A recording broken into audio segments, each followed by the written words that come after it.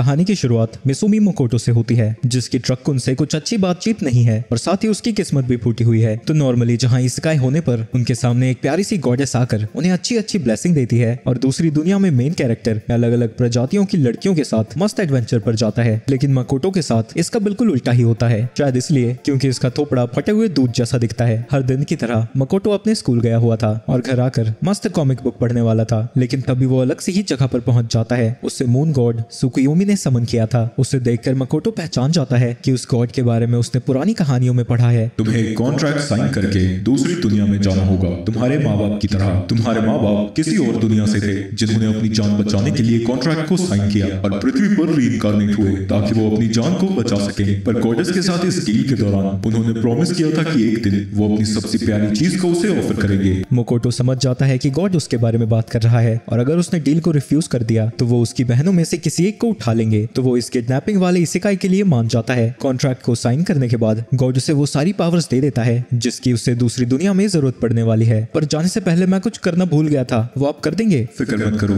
तुम्हारी browser history ना मैं उसे क्लियर कर दूंगा और तुम्हारा एजुकेशनल वीडियोस वाला फोल्डर भी। लेकिन जाने से पहले वो उसे वार्न करता है कि जिस गॉडेस से वो मिलने वाला है वो पड़ोस की आंटियों से भी ज्यादा खतरनाक है। मकोटो जब उस गॉडेस के सामने आता है वो इंस्टेंटली उसकी बेइज्जती करने लगती है और कहती है कि वो उसकी दुनिया में रीइंकार्नेट होने के लिए कुछ ज्यादा ही बदसूरत है। मुझे अपनी दुनिया के लिए एक अच्छा हीरो मिल चुका है, तो मैं तुम्हें दुनिया के किनारे में बाकी के लो रैंक क्रीचर्स के बीच में भेज रही हूँ। लेकिन जाने से पहले रूल्स के हिसाब से गॉडेस को उसे कोई पावर भी देनी थी, तो वो तमाचे की तरह पावर देती है कि वो हर भाषा को समझ सकता है, सिर्फ ह्यूमंस की भाषा को छोड़कर। जिसके बाद वो वहाँ से उसे नीचे गिरा देती है। तभी उसकी मुलाकात फिर से सुकुयोमी से होती है। जितना मैंने सोचा था गॉडेस तो उससे भी पूरी निकली, पर फिक्र मत करो, तुम्हारी जिंदगी अर्थ पर दुख, पीड़ा और दर्द से भरी हुई थी और अब क्योंकि वो सब बढ़ चुका है तुम्हारी यहाँ पर ताकत और भी ज्यादा होगी और क्योंकि तुम हीरो नहीं हो तो तुम जो चाहो कर सकते हो। लगता है मेरे जाने का समय हो चुका है, मैं उम्मीद करता हूँ हम दोबारा मिलेंगे। इसके बाद मकोटो सीधा जमीन पर गिरता है और उसके आसपास किसी भी प्रकार का कोई जीवन नहीं है। वो 3 दिनों तक चलता ही जाता है लेकिन उसे कुछ भी नहीं मिलता। इसकी वजह से वो बेचारा डिप्रेशन में जाने लगता है। तभी उसे एक आवाज सुनाई देती है और वो दौड़ता हुआ उसके पीछे जाने लगता है। वहां पहुंचने पर वो देखता है कि एक लड़की पर एक मॉन्स्टर हमला कर रहा है, लेकिन तभी उसकी नजर उसकी शक्ल पर पड़ती है जिससे देखकर वो सोच में पड़ जाता है कि वो उसे बचाए या फिर ना।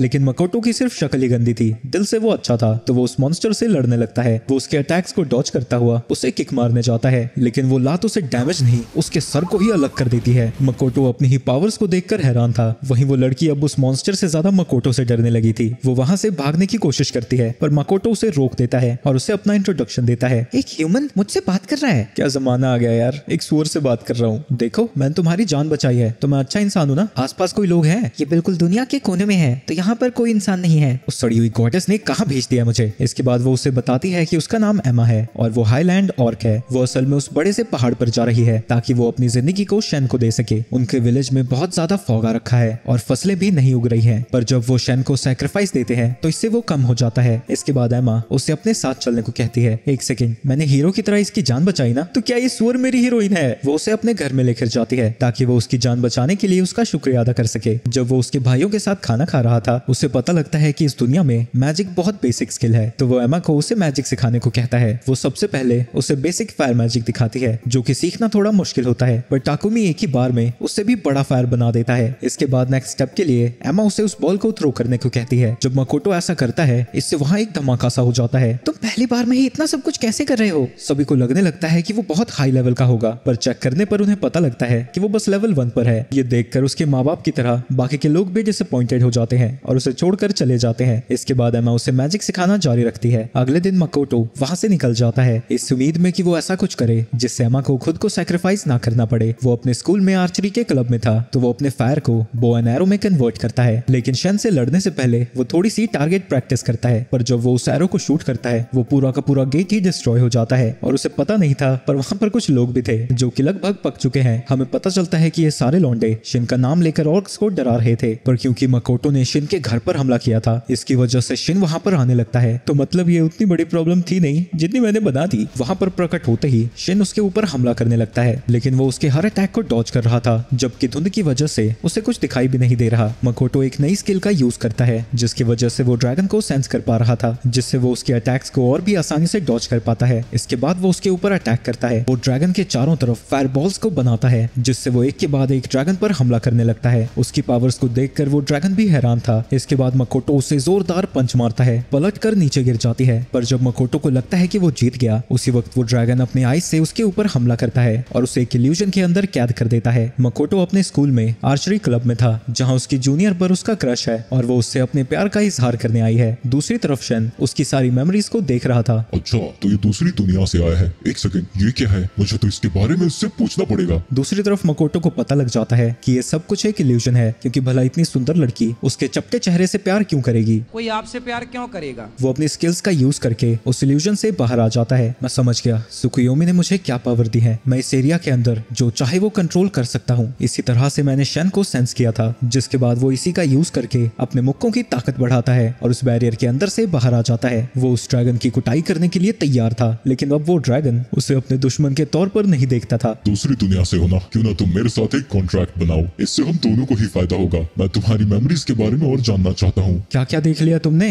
और क्या जानते हो मेरे बारे में? ये तो सच में सोचने की बात है और तुम्हें कॉन्ट्रैक्ट बना लेना चाहिए, इसमें हम दोनों का फायदा होगा। मकोटो थोड़ा घबराया हुआ था, लेकिन एंड में वो मान जाता है। रिचुअल के दौरान वो ड्रैगन 50-50 का कॉन्ट्रैक्ट बनाने वाला था, लेकिन मकोटो की पावर बहुत ज्यादा थी, तो वो उसे ओवर पावर करके उसका मास्टर बन जाता है और वो ड्रैगन अब उसका स्लेव है। जिसके बाद वो ट्रांसफॉर्म होकर एक लड़की में बदल जाता है। एक सेकंड, तुम लड़की थी? हमारा कॉन्ट्रैक्ट 80-20 का हुआ था, जिसमें कमजोर क्रीचर को ताकतवर की फॉर्म में ट्रांसफॉर्म होना पड़ता है, इसलिए मैं ह्यूमन बन गई। पर इतना ही नहीं, मैं एक डेमी प्लेन को भी कंट्रोल कर सकती हूँ, जिसके अंदर हम मिस्ट गेट के थ्रू जा सकते हैं। जब वो गेट के थ्रू अंदर जाते हैं, वो जगह बिल्कुल रंग बिरंगी है, जिसे देखकर शन हैरान हो जाती है, क्योंकि वो जगह पहले खाली और अंधेरे से भरी हुई थी। पर मकोटो के इन्फ्लुएंस की वजह से ये सब कुछ बदल गया है, यहाँ तक कि अर्थ के यहाँ पर फ्रूट्स भी हैं। चलो चेक करते हैं ये आखिर कितना बड़ा है। तो वो अपनी नई काय एबिलिटी का यूज करके उसके साइज का पता लगाने लगता है। बाप रे, ये जगह तो बहुत बड़ी है और मिस्ट पर जाकर खत्म हो जाती है। अगर तुम्हारा इस जगह पर पूरा कंट्रोल है तो शायद वो सड़ी हुई गॉर्डस यहाँ कुछ नहीं कर पाएगी, तो मैं यहाँ पर मस्त सी सिटी बनाकर रह सकता हूँ। तभी उसे याद आता है कि वो यहाँ पर आया किस लिए था, पर शन उसे बताती है कि उसका और ऑक्स का कोई लेना देना नहीं है। तो मकोटो बाहर आकर सभी ऑक्स को इस गलतफहमी के बारे में बताना चाहता है। बाहर आते ही उसे एमा दिखती है, जो कि उसे शन से फाइट करने से रोकने आई थी। शन उसे बताती है कि वही वो लेजेंडरी ड्रैगन शन है, लेकिन इस बात पर एमा को यकीन नहीं होता, तो वो उसे अपने स्किल्स देती है। ये फाइट के दौरान गिर गए थे, क्या भी तुम्हें यकीन नहीं हो रहा? एमा डर के मारे बेहोश हो जाती है। दूसरी तरफ ऑक्स के विलेज में पार्टी शार्टी चल रही है और एमा उससे और उसके विलेज को बचाने के लिए मकोटो का शुक्रिया अदा करती है। अगली सुबह मकोटो देखता है कि सारे ऑक्स अपने बोरिए बिस्तर के साथ रेडी थे। शन, ये सब क्या चल रहा है? अच्छा, ये इन्हें मैंने डमी प्लेन में आने को कहा है। तुम ये सब कर क्या रही हो? फिक्र मत करो, वो जगह खेती बाड़ी के लिए परफेक्ट है, और अगर कोई मॉन्स्टर आ जाता है तो उसके लिए ये है। उसने अपना ही एक मिनी वर्जन बना दिया है, जो कि किसी भी मॉन्स्टर को ठिकाने लगा सकती है। वहीं वो सारे ऑक्स उसकी मदद के लिए मकोटो को सर्व करना चाहते थे, तो वो भी आखिरकार मान जाता है। इसके बाद शन सभी को उस दुनिया में टेलीपोर्ट कर देती है और वो सब लोग नए विलेज की कंस्ट्रक्शन में लग जाते हैं और मकोटो अपने समय को मैजिक प्रैक्टिस में लगाता है। दूसरी तरफ शन हिस्टोरिकल ड्रामास के बारे में ही बात करती रहती है, जो कि वो शन की मेमोरीज में देखती है। बस आज के लिए बहुत हो गया, अब तुम्हें और मेमोरीज नहीं देखनी है। बस एक लास्ट एपिसोड तो देख ही सकते हो। लेकिन वो गलती से कुछ और ही देखने लग जाती है। अरे कुछ तो प्राइवेट छोड़ दे मेरी माँ। तो आखिर में शन कहती है कि वो मेमोरीज देखने के लिए कुछ टेलीविजन जैसा जुगाड़ बनाएगी। उसके जाने के बाद मकोटो देखता है कि कुछ मेमोरीज को उसने खुला ही छोड़ दिया था और वो अपनी फैमिली को मिस करने लगता है। पर क्योंकि उसके पेरेंट्स ओरिजिनली इसी दुनिया से थे, उसे लगता है कि शायद यहाँ पर वो उनके बारे में कुछ पता लगा पाए। दूसरी तरफ पास के ही जंगल में एक डॉर्फ एक मॉन्स्टर से बचकर भाग रहा है। उसके पीछे एक बड़ा सा स्पाइडर मॉन्स्टर पड़ा है, जिसका नाम ब्लैक डिजास्टर है। जब मकोटो बाहर टहल रहा था, वो दो ऑक्स के सामने आता है, जिन्हें एक बड़े से पेड़ को काटने में बड़ी मुश्किल हो रही है। तो मकोटो उनकी मदद करता है। वो अपने काय से खुद की ताकत को बढ़ाकर बड़ी आसानी से उस बड़े से पेड़ को काट देता है और हाथों से ही उठा लेता है, यहाँ तक कि वो वुंड्स को भी हील कर सकता है, वो भी बिना माना को यूज किए। और सुकुयोमी को इतनी मस्त स्किल्स के लिए शुक्रिया अदा करता है, पर ये स्किल वो अपने ऊपर यूज नहीं कर सकता। इनसे ज्यादा प्रॉब्लम नहीं होनी चाहिए जब तक कि मैं घायल ना हो जाऊं। इसके थोड़ी देर बाद वहाँ पर शन उस डॉर्फ के साथ आती है और जब वो बाहर थी, उसका सामना उसके एक पुराने दुश्मन से हुआ था। मकोटो के खून को सूंघकर वो मॉन्स्टर शन के डेमी प्लेन के अंदर आ जाता है। मकोटो शन को उससे लड़ने को कहता है। क्या मैं लड़ूं? मैंने तो इसे पकड़ रखा है ना। ये एक स्पाइडर मॉन्स्टर है जिसके ऊपर श्राप है कि उसकी भूख कभी भी नहीं मिटेगी, तो उसका मुंह जहाँ पर भी जाता है वो उसे खाने लगता है। मकोटो फायर एलिमेंट का यूज करके उसके पैर पर हमला करता है, पर उसकी रिजनरेशन एबिलिटी बहुत ज्यादा अच्छी है, तो कुछ सेकंड्स के अंदर ही वो अपने सभी टांगों को फिर से उगा लेता है और फिर से मकोटो के ऊपर हमला करने लगता है। मकोटो उसे डैमेज तो कर रहा था, लेकिन अगर वो खुद को ऐसे ही हील करता गया तो इस लड़ाई में वही हारेगा। वो उसके ऊपर काफी आग के भालों से हमला करता है, लेकिन तभी वो स्पाइडर उसके पेट में हमला करता है और उसे खाने की कोशिश करता है, पर इससे मकोटो का बस गुस्सा ही बढ़ता है। वहाँ पर एक बहुत बड़ा धमाका होता है और वो लगातार फायर बॉल से उस स्पाइडर के ऊपर हमला करता ही जाता है। वो उस स्पाइडर को हिलने का भी मौका नहीं देता। इसके बाद वो उस स्पाइडर के ऊपर पावरफुल वाटर एरो को शूट करता है। इतनी ज्यादा पावर यूज करने की वजह से मकोटो बेहोश हो जाता है, लेकिन वो स्पाइडर खुद को रिजनरेट करके फिर से मकोटो को पकड़ लेता है। शैन उसे बचाने जा रहा था, लेकिन ऐसी लड़ाई के बाद वो स्पाइडर भी मकोटो को पसंद करने लगा है, क्योंकि उस लड़ाई में उसे बहुत मजा आया था। तो शैन उससे कहती है कि उसे भी मकोटो के साथ कॉन्ट्रैक्ट बना लेना चाहिए। वो स्पाइडर मकोटो के साथ रहना चाहती थी, तो वो इसके लिए मान जाती है। और जब उसकी आंखें खुलती है, उसके सामने एक और लड़की थी जो कहती है कि वो अपने शरीर और लाइफ और सब कुछ के साथ उसे सर्व करेगी। ये कौन है? ये प्यारी सी तो है, पर इसे देखकर पूरे शरीर में झुनझुनी हो रही है। ब्लैक स्पाइडर मकोटो को बताती है कि शैन ने मिनी शैन के साथ मिलकर उसकी इंजरीज को ठीक किया था, और उसे बताती है कि वो ब्लैक स्पाइडर है और उसने उसके साथ कॉन्ट्रैक्ट बना लिया है? मैं तो बेहोश था, फिर कॉन्ट्रैक्ट कैसे बन गया? इसके बाद वहां पर शिन आती है। शन, तुमने मुझसे बिना पूछे कॉन्ट्रैक्ट कैसे बनवा दिया? क्योंकि दूसरा ऑप्शन तुम्हारे पास ये था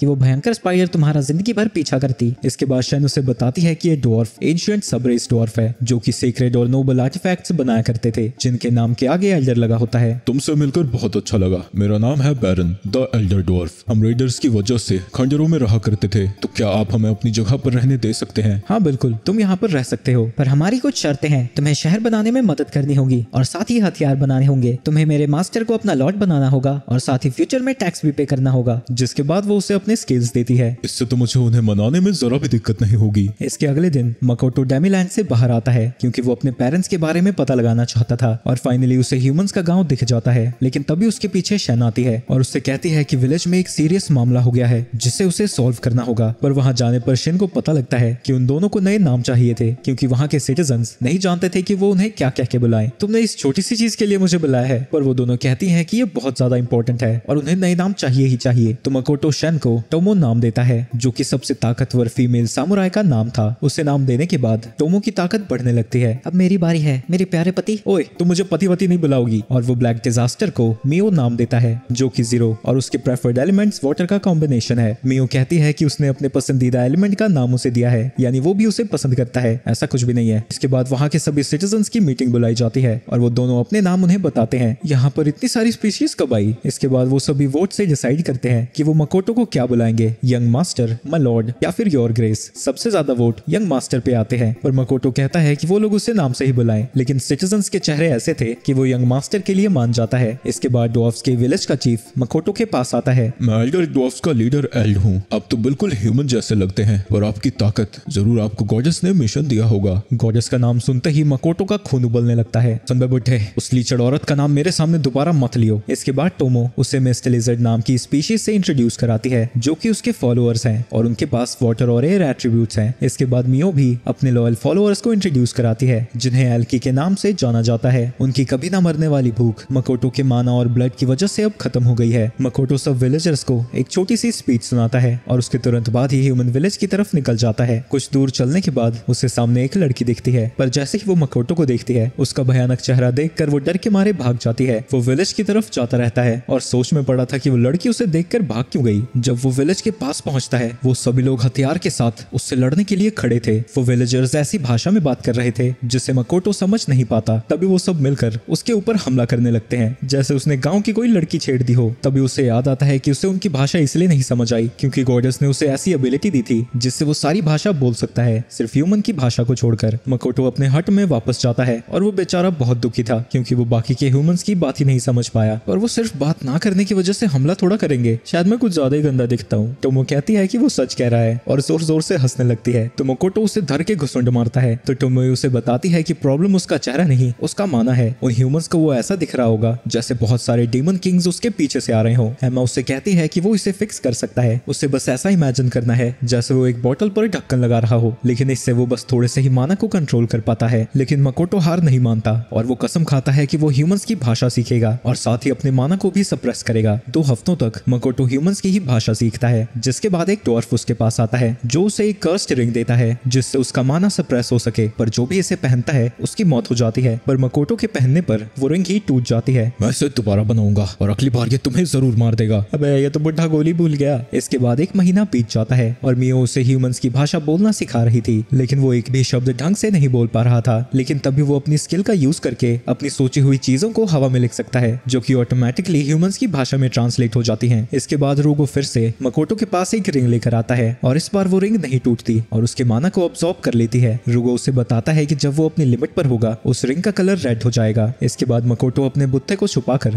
कैरेज के थ्रू उस विलेज के अंदर जाने लगता है और उसकी पहचान एक अमीर बाप का बिगड़ा बेटा है। विलेज में जाने पर वो देखता है कि सारे लोग बहुत अच्छे दिखते हैं, जिसकी वजह से वो दुखी हो जाता है क्योंकि उन सब के बीच में वही एक भटूरे जैसा दिखने वाला है। इसके बाद वो एडवेंचरर्स गिल्ड में जाते हैं, लेकिन वहाँ की रिसेप्शनिस्ट मकोटो के हुलिये को देखकर उस पर शक करने लगती है। पर मियो और टोमो उससे कहती हैं कि अपने एडवेंचर के दौरान उसे एक श्राप लग गया, उससे जबरदस्ती ये मास्क और रिंग को पहनना पड़ रहा है और उस कर्स की वजह से वो बोल भी नहीं सकता। रिसेप्शनिस्ट उन्हें बताती है कि सारे एडवेंचरर्स ई रैंक से शुरू करते हैं और वो क्वेस्ट को कंप्लीट करके अपने रैंक को बढ़ा सकते हैं। उनके लेवल्स को नापने के लिए उन्हें एक एक स्क्रॉल पकड़ाया जाता है। सभी लोग हैरान हो जाते हैं कि टोमो का लेवल 1340 है और मियो का 1500, लेकिन ये देखकर टोमो भड़क जाती है क्योंकि मियो का लेवल उससे ज्यादा था और वो रिसेप्शनिस्ट से कहती है कि वो दोबारा से लेवल चेक करे। इसके बाद मकोटो के लेवल को चेक किया जाता है और बेचारे का फिर से पोपट हो जाता है क्योंकि उसका लेवल अभी तक एक ही है। इसके बाद वो इनमें जाकर एक रूम मांगते हैं। रिसेप्शनिस्ट बताता है कि एक रूम के उन्हें 6 गोल्ड कॉइन्स देने होंगे। उन्हें ये बहुत ज्यादा महंगा लगता है और जब टोमो उसे थोड़ा बहुत धमकाती है वो 2 गोल्ड कॉइन्स में मान जाता है। रात को मकोटो और मियो शहर में टहल रहे थे। रास्ते में उन्हें एक लड़की दिखती है। इतनी रात को एक लड़की यहाँ क्या कर रही है? मियो, इससे जरा बात करो। लेकिन मियो उसे धमकाने लगती है। तुम हमारे रास्ते में क्या कर रही हो? हट जाओ यहाँ से। मकोटो उसके सर पर मारता है और डांट लगाने लगता है। एक छोटी बच्ची से ऐसे बात कौन करता है? और वो उस बच्चे से पूछता है कि वो इतनी रात को अकेली क्या कर रही है। वो लड़की रोने लगती है और मकोटो से कहती है कि उसे मदद की जरूरत है। वहीं एक बंदा छुपकर सब कुछ देख रहा था। वो उस लड़की को लेकर अपने रूम में आ जाते हैं। मेरा नाम रिन है, मेरी बहन टोया 1 महीने से मिसिंग है। हम ट्रैवल करते हुए कुछ समय यहाँ पर रुके थे और मेरी बहन काम ढूंढने बाहर गई थी, लेकिन तब से वो वापस ही नहीं आई। पैसे ना होने की वजह से मकान मालिक ने मुझे कमरे से निकाल दिया। वहीं बाहर कुछ लोग उनके कैरेज की तरफ बढ़ रहे थे तो टोमो उनसे लड़ने लगती है। वो अपनी पावर्स को कंट्रोल करने की कोशिश कर रही थी, लेकिन वो ह्यूमंस थे तो वो उसके लिए बहुत ज्यादा कमजोर है। वो अपनी तलवार से अटैक करती है, लेकिन वो गलती से उन दोनों को आधे में ही काट देती है। डर के मारे एक बचा हुआ बंदा भागने की कोशिश करता है, लेकिन वो उस पर अटैक करके उसे बेहोश कर देती है और उसे वापस से इनमें लेकर आती है, जहाँ मकोटो बंदों को मारने के लिए उस पर भड़क रहा था। वहीं जिसे टोमो ने पकड़ा था वो असल में लड़की निकलती है। तुम ये सब पहले नहीं चेक कर सकती थी? तभी वहाँ पर रिन आती है और देखती है कि मकोटो बात कर रहा था, लेकिन उसे कुछ भी समझ नहीं आ रहा था। वो रिन से कहता है कि वो खाना खाकर कमरे में जाकर सो जाए। इन सभी चीजों के लिए आपका शुक्रिया भैया। इसके बाद वो उन्हें अपनी बहन का स्केच दिखाती है, जो देखकर मकोटो हैरान हो जाता है। रूम से बाहर जाने के बाद रिन काफी उदास थी। वहीं मकोटो और टोमो उस लड़की की मेमोरीज को देख रहे थे। इससे मकोटो को पता लग जाता है कि इन्हीं चोरों ने टोया को भी पकड़ा हुआ है और वो उन दोनों से कहता है कि वो जल्दी से उसे बचाने जाएं। मियो कहती है कि जल्दबाजी करने की कोई जरूरत नहीं है, लेकिन मकोटो बहुत सीरियस था तो वो तुरंत ही उसे बचाने वहां से निकल जाते हैं और हमें पता लगता है कि टोया बिल्कुल उसके पुराने वर्ल्ड की जूनियर जैसी दिखती है। मियो कहती है कि मकोटो का मूड उस फोटो को देखने के बाद बदला था, तो शायद वो रिन की बहन को जानता है। नहीं, ऐसा नहीं हो सकता। वो इस दुनिया में किसी को भी नहीं जानता। मैंने उसकी मेमोरीज देखी हैं। ये सुन के मियो जेलस फील करने लगती है और कहती है कि वो मकोटो के बारे में और भी जानना चाहती है। अगर तुम्हें जानना ही है तो खुद पता करो यार। मकोटो और रिन ट्रेडिंग एक्सचेंज की तरफ जा रहे थे, जहां मकोटो उससे कहता है कि उसे फिक्र करने की जरूरत नहीं है, उसने मियो और टोमो को उसकी बहन को बचाने के लिए भेज दिया है। फ्लैशबैक से हमें पता लगता है कि एडवेंचरर्स बनने के चक्कर में उनके ऊपर कर्जा चढ़ गया था, पर वो उन पैसों को वापस नहीं लौटा पाई और रिन से कहा कि वो यहाँ से भाग जाए, लेकिन वो लोग रिन को भी पकड़ लेते हैं। इसके बाद हम टोआ को देखते हैं, जो कि बुरी हालत में जमीन पर पड़ी हुई थी। उसी वक्त वहाँ पर टोमो और मियो आ जाते हैं। मियो अपने मैजिक से उसके शरीर को हील कर देती है, जिसके बाद वो वहाँ से जाने लगते हैं, लेकिन दरवाजे पर लॉक लगा हुआ था तो मियो अपने मैजिक से दरवाजे के साथ दीवार को भी पिघला देती है। वो वहाँ से जा ही रहे थे तभी वहाँ मिल सेस आ जाता है, जो कि एडवेंचरर्स गिल्ड का सबसे ताकतवर एडवेंचरर है। दूसरी तरफ मकोटो ने अपने सभी फलों को 500 गोल्ड कॉइन्स में बेच दिया है। इसके बाद वो होटल की तरफ वापस जाने लगते हैं, लेकिन तभी रिन एक बंदे को देखती है और उसे देखकर वहाँ से भागने लगती है, लेकिन मकोटो अपने इन्वेस्टिगेटिव काय का यूज करता है, जिससे वो उसके ऊपर नजर रख पाता है। रिन उसे बताती है कि मकोटो के पास कुछ अजीब से फ्रूट्स थे, जिससे उसने 500 गोल्ड कॉइन्स में बेचे। तो एडवेंचरर उससे कहता है कि वो सारे पैसे चुरा कर उनके पास लेकर आए, इससे उसकी बहन का कर्जा भी माफ हो जाएगा। रिन ऐसा नहीं करना चाहती थी, पर वो अपने बहन के बारे में सोचती है और मान जाती है। दूसरी तरफ मिल्स उससे पूछता है कि टोया मूव कैसे कर पा रही है। वहीं हमें पता चलता है कि वही इन सभी बंदों का लीडर है। ये तो वही लड़की है, इसका लेवल 1500 से भी ज्यादा था। लेकिन उन्हें लगता है कि ये लेवल बहुत ज्यादा हाई है, तो जरूर नापने में कुछ गड़बड़ हुई होगी। तुम हमारे ग्रुप को क्यों नहीं ज्वाइन करती? मैं तुम दोनों को अमीर बना सकता हूँ। लेकिन टोमो और मियो दोनों ही उसे ज्वाइन करने से मना कर देती हैं। अगर तुम इसी नकली लेवल के साथ आगे बढ़ती रही तो तुम्हें बहुत ज्यादा मुश्किल मिशन मिलेंगे। कुछ समय पहले एक ह्यूमन जैसा दिखने वाला मॉन्स्टर आया था, जिसका माना बहुत ज्यादा था। ये सुन के वो दोनों कहती है कि वो तो उसे सपने में भी नहीं हरा सकती। इसके बाद मिल्स मकोटो मकोटो की बेइज्जती करने लगता है क्योंकि उसका लेवल सिर्फ 1 है, ऊपर से दिखता इतना बेकार। लेकिन अपने मास्टर की बेइज्जती सुनकर उन दोनों को गुस्सा आ जाता है और वो उसके ऊपर अटैक कर देती हैं। लेकिन मिल्स ने एक बैरियर बनाकर उनके अटैक को ब्लॉक कर दिया था। दूसरी तरफ रिन होटल के बाहर बैठी हुई थी। वो तो इतने अच्छे हैं, मैं उनसे पैसे कैसे चुरा सकती हूँ। तभी वहाँ पर होटल का रिसेप्शनिस्ट आता है और रिन को भिखारी समझकर वहाँ से भगाने लगता है, पर मकोटो उससे कहता है कि वो उसकी दोस्त है, जिसे देखकर वो डर के मारे उससे माफी मांगने लगता है। मिल्स अपने बंदों को उनके ऊपर अटैक करने के लिए कहता है, लेकिन टोमो इस बार उसके बैरियर को तोड़ देती है, जिससे वो उड़ता हुआ पीछे जाता है। इसके बाद वो उसके बाकी के बंदों को भी पीटने लगती है और वो दीवारों को तोड़ते हुए बाहर जाने लगते हैं। वहीं मियो अपना गुस्सा मिल्स पर निकालती है, जिसके बाद वो लड़ते लड़ते पूरी बिल्डिंग को ही डिस्ट्रॉय कर देते हैं। क्या मैं कोई सपना देख रही हूँ? तभी मिल्स आकर अपनी तलवार उसकी गर्दन पर रख देता है, लेकिन टोमो और मियो उसे पंच मार के उड़ता हुआ दूर भेज देते हैं। हमने कहीं कुछ ज्यादा तो नहीं कर दिया? बिल्कुल नहीं, उन्होंने हमारे मास्टर की बेइज्जती की थी, इतना तो हमें करना ही था। लेकिन इसके बाद वो बहस करने लगती है कि उनमें से ज्यादा काम किसने किया था। टोमो अपनी तलवारबाजी का दिखावा करने लगती है और एक ही स्लैश से पूरे टाउन में निशान मार देती है, जिसके बाद मियो भी अपनी पावर्स को दिखाने लगती है। इसकी वजह से वो दोनों मिलकर टाउन में तबाही मचाने लगते हैं। इसके बाद वो होटल की तरफ वापस जाने लगते हैं, जहाँ रिन अपनी बहन से दोबारा मिलती है। वो मकोटो से मिलते हैं, जहाँ टोआ उन्हें बचाने के लिए उसका शुक्रिया अदा करती है और मकोटो देखता है कि बाल के रंग को छोड़कर वो बिल्कुल उसकी जूनियर जैसी दिखती है। वो दोनों लड़कियां थकी हुई थी तो वो सो जाती हैं। चलो बहुत अच्छा हुआ, सारी चीजें आराम से हो गई। वही मकोटो मियो से उसके सिल्क को मांगता है और अचानक से ही दोनों को बांध देता है। तुमने टोआ को बड़े अच्छे से बचाया, पर ये बाहर कौन सा न्यूक्लियर बॉम्ब फोड़ के आई हो दोनों? जाओ और सोचो तुमने क्या किया है। पूरे टाउन को तबाह करने के बाद वो सभी पास के ही अगले टाउन के लिए जाने लगते हैं, जिनके साथ कुछ और एडवेंचरर्स भी हैं, जिन्हें मिलिस ने कैप्चर किया था। रास्ते में वो एक गिल्ड में रुकते हैं, जहाँ वो रिसेप्शनिस्ट को बताते हैं कि ज़ेत्सुआ का टाउन मॉन्स्टर्स ने तबाह कर दिया है, लेकिन समय पर सभी लोग वहाँ से बचकर निकलने में कामयाब हुए थे। और हमें पता चलता है कि टोमो ने अपने मैजिक से सभी की मेमोरीज इरेज कर दी हैं, सिर्फ टोआ और रिन को छोड़कर। रिसेप्शनिस्ट उनसे पूछती है कि क्या वो मॉन्स्टर अभी भी वही हैं, पर वो उसे बताते हैं कि मियो और टोमो ने उन मॉन्स्टर्स को ठिकाने लगा दिया क्योंकि उनका लेवल 1000 से भी ऊपर है। लेकिन रिसेप्शनिस्ट को इसकी बात पर यकीन नहीं होता,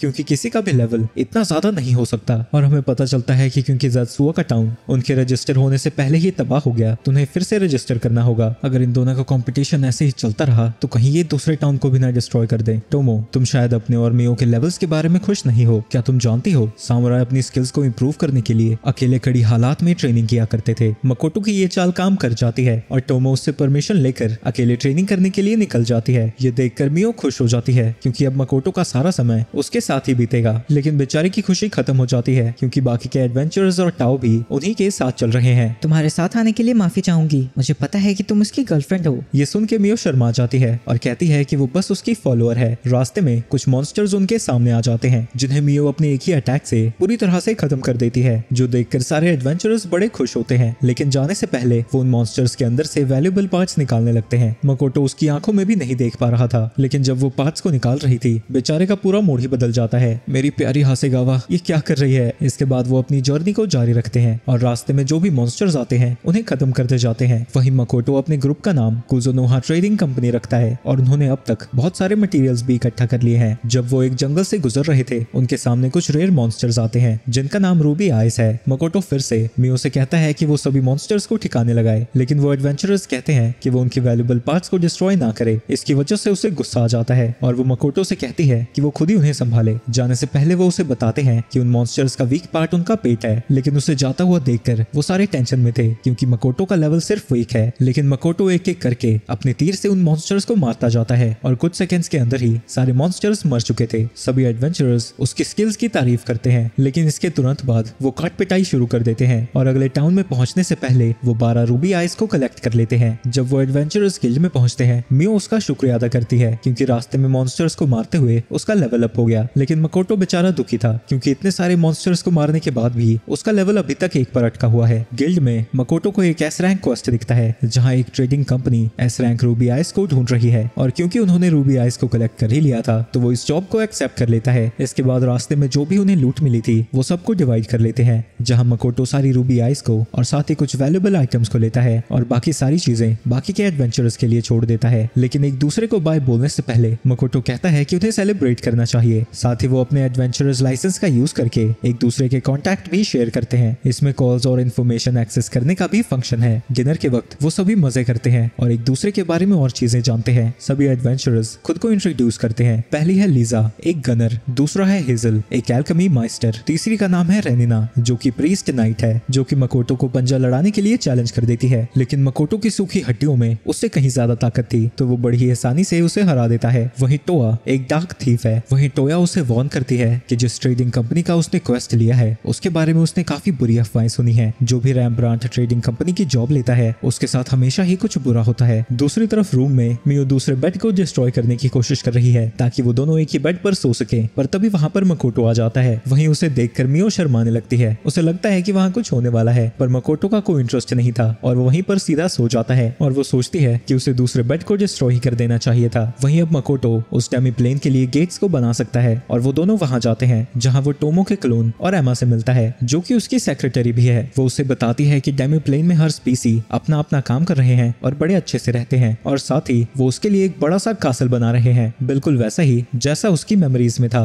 वहीं टोमो जब से ट्रेनिंग पर गई है उसने तब से अब तक किसी से कांटेक्ट नहीं किया है। तभी वहां पर दौड़ता हुआ एल्ड आने लगता है। तुम्हारी छड़ी कहाँ गई? अरे मैंने अपने चलने के लिए कुछ डिवाइस बनाया है, ये देखो। पर वो सब छोड़ो, मैं तुम्हें कुछ दिखाना चाहता हूँ। वो मकोटो को बहुत सारे आर्मर्स दिखाता है, लेकिन मकोटो एक को भी लेने से मना कर देता है, जो सुन के वो सारे डॉर्व्स बेचारे दुखी हो जाते हैं। लेकिन तभी उसकी नजर कुछ कपड़ों पर पड़ती है जिसे उसी बंदे ने बनाया था जिसने उसके लिए रिंग बनाई थी। ये कपड़े माना को अब्सॉर्ब करते हैं, लेकिन इतनी तेजी से कि ये तुम्हें जान से मार देंगे। लेकिन मकोटो उसे पहन लेता है और पिछली बार की तरह उसे कुछ भी नहीं होता, जिसके बाद वो उसे बताता है कि ये फिजिकल और मैजिकल डिफेंस भी देता है और साथ ही वो इमेजिन करके इसके रंग को भी बदल सकता है। रेड होने पर उसकी स्पीड बढ़ेगी और ब्लू में उसकी ताकत। रेड कलर में वो काफी तेजी से भाग रहा था, लेकिन वो जल्दी ही उसके माना को अब्सॉर्ब नहीं कर पाता और उसके चीथड़े चीथड़े उड़ जाते हैं। मकोटो उससे कहता है कि क्या वो थोड़े मजबूत कपड़े बना सकता है, तो वो प्रॉमिस करता है कि इस बार वो ऐसे कपड़े बनाएगा जो कि इंस्टेंटली उसकी जान ले लेगा। इसकी मोटिवेशन हमेशा इतनी अजीब क्यों होती है? इसके बाद मियो मकोटो को कुछ एल्क से मिलाती है जो कि ह्यूमन में ट्रांसफॉर्म होने की ट्रेनिंग कर रहे हैं, और वो मेनली बाहर जाकर इंग्रेडिएंट्स को इकट्ठा करते हैं और हम देखते हैं कि वो लोग जहरीली से जहरीली चीजें भी टेस्टी डिश की तरह खा सकते हैं। अगले दिन मकोटो अपने क्लाइंट से मिलने जाता है रैम्ब्रांट ट्रेडिंग कंपनी में, जहां वो रूबी आइस को देने पहुंचा था, जहां कंपनी का रिप्रेजेंटेटिव उसका स्वागत करता है। उसके पूछने पर मकोटो बताता है कि उसका लेवल 1 है और वो अपनी ट्रेडिंग कंपनी खोलना चाहता है। तो तुम हमारे साथ कनेक्शन बनाना चाहते हो? तुम सब कुछ गलत कर रहे हो, मुझे तुमसे कोई बात नहीं करनी। तुम्हें रिसर्च कर लेनी चाहिए थी। रूबी आइस बहुत खतरनाक मॉन्स्टर होते हैं, तुम्हारे लेवल का उसे कभी नहीं हरा सकता। लेकिन तभी मकोटो उसे रूबी आइस निकाल कर दिखाता है, जो देखकर पैट्रिक हैरान हो जाता है और उससे रूडली बात करने के लिए माफी मांगता है। पैट्रिक उसे बताता है कि उन्हें ये रूबी आइस मेडिसिन बनाने के लिए चाहिए। उसकी बीवी और बेटी एक कर्स्ड बीमारी से जूझ रहे हैं। इसी दौरान एक एडवेंचरर जिसका नाम लायन गिल्ड में जाता है और उससे पूछता है कि उस एस रैंक क्वेस्ट को किसने एक्सेप्ट किया। वो एम्ब्रोसिया नाम की दवाई बनाना चाहता है ताकि वो अपनी बीवी और बेटी को उस कर्स से ठीक कर सके। मकोटो उसे बताता है कि वो एक एल्केमिस्ट को जानता है जो दवाई बनाने में उसकी मदद कर सकता है, पर पैट्रिक कहता है कि उन्हें एंटीडोट बनाने के लिए और भी ज्यादा रूबी आइस की जरूरत है। लेकिन तभी मकोटो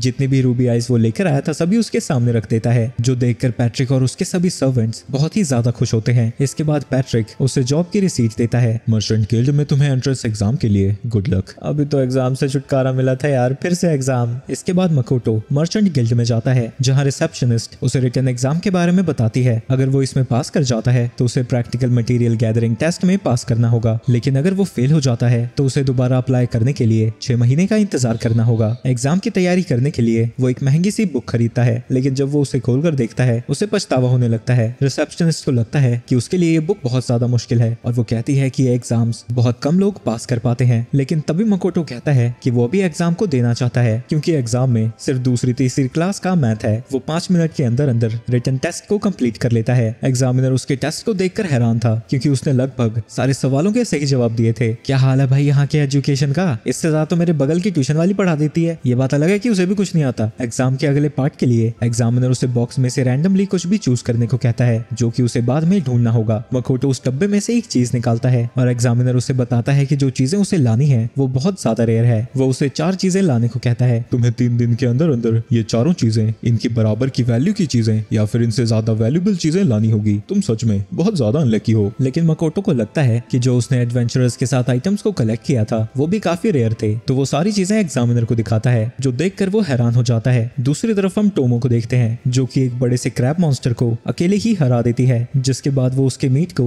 अपने साथियों के साथ शेयर करती है। तभी एक ऑर्क उसके पास आता है। मियो यंग मास्टर की मेमोरी जहाँ पर है वहाँ चली गई है और एक के बाद एक उनकी मेमोरीज देख रही है। ये सुन के टोमो को गुस्सा आ जाता है और वो दौड़ती हुई उसकी तरफ जाने लगती है। मियो सच में ऐसा कर रही है? नहीं, मुझे एमा ने ये सब कहने को कहा था तो मैंने बोल दिया। वहाँ पहुँचने पर टोमो देखती है कि मियो चुपचाप बैठी हुई है। मुझे बताया गया था कि वो मेमोरीज देख रही है, यहाँ क्या चल रहा है? एमा उसे बताती है कि वो मकोटो की मेमोरीज को ट्रांसलेट कर रही है। टोमो मियो से पूछती है कि जब वो गई हुई थी तब उसके और मकोटो के बीच कुछ हुआ था, लेकिन शर्माते हुए मियो बस टॉपिक को बदल देती है। दूसरी तरफ मकोटो एक रेस्टोरेंट में था और सोच रहा था कि उसे क्या मंगाना चाहिए, क्योंकि उसे कुछ भी लिखा हुआ समझ नहीं आ रहा था। वो तुक्का मार के एक ड्रिंक को ऑर्डर करता है जो देखने में बिल्कुल लेमनेड लग रही थी, लेकिन जब वो पीता है वो लेमनेड बिल्कुल नहीं था। इसके बाद हम लाइम को देखते हैं जो कि अब भी उस पर नजर रख रहा है। वहीं बाकी के लोग जायंट क्रैब मॉन्स्टर्स, किलर बीज की हार के बारे में बात कर रहे थे। वहीं मकोटो सड़ा हुआ खाना खाने के बाद वापस से डमी प्लेन में जाता है ताकि वो कुछ फलों को खा सके। मैं फलों को चुरा नहीं रही थी, बस टेस्ट कर रही थी। तुम खा सकती हो, कोई प्रॉब्लम नहीं है। जिसके बाद वो भी फलों को खाने लगता है, लेकिन टोमो की क्लोन उसे बताती है कि वेदर अचानक से ही गर्म और ठंडा हो रहा है, जिसकी वजह से जितना उन्होंने सोचा था उतने फल पेड़ों पर नहीं लगे। यहाँ तक कि पिछले हफ्ते यहाँ पर बर्फ भी पड़ी थी। इसके बाद मकोटो बात करता है कि वो एक इल्यूशनरी सिटी बनाना चाहता है। ये एक ऐसी सिटी होगी जिसके अंदर लोग फॉग में खोकर ही पहुंच पाएंगे। उन लोगों को वो रेयर फूड्स और आइटम्स देंगे, जिसकी वजह से बाहर की दुनिया में उनकी रेपुटेशन बहुत बढ़ जाएगी। लेकिन तभी उसे एक टेलीपैथिक कॉल आता है जो उसे बताता है कि मियो को कुछ हो गया है। वहां पहुंचने पर मकोटो देखता है कि टोमो और मियो आपस में लड़ रहे हैं। मकोटो के पूछने पर एक एल्को से बताती है कि उसकी मेमोरीज को ट्रांसलेट करते वक्त मियो ने कुछ देख लिया था, जिसके बाद से ही उनके बीच ये युद्ध चल रहा है। मकोटो टोमो को पकड़कर पूछता है कि आखिर यहाँ पर चल क्या रहा है। हमें पता चलता है कि मियो ने मकोटो की मेमोरीज में एनिमे देखा था और वो तुरंत ही उसकी फैन बन गई, और वो इस बात पे भिड़ रहे हैं कि एनिमे ज्यादा बेहतर है या फिर हिस्टोरिकल ड्रामा। पहले तो मकोटो गुस्सा करके उन दोनों को शांत कराता है, जिसके बाद वो दोनों ही रिक्वेस्ट करने लगती है, जिनमें से एक एनिमे देखना चाहती थी और दूसरी हिस्टोरिकल ड्रामा। ठीक है, तुम देख सकती हो, लेकिन मुझे और झगड़े नहीं चाहिए। इसके बाद रात को मकोटो सोने वाला था, लेकिन वो देखता है कि वहाँ पर सिर्फ 2 ही बेड हैं, तो वो उनसे कहता है कि वो दोनों एक बेड पर चली जाएं, पर वो उससे कहने लगती है कि उसे उनमें से किसी एक को चुनना होगा साथ में सोने के लिए।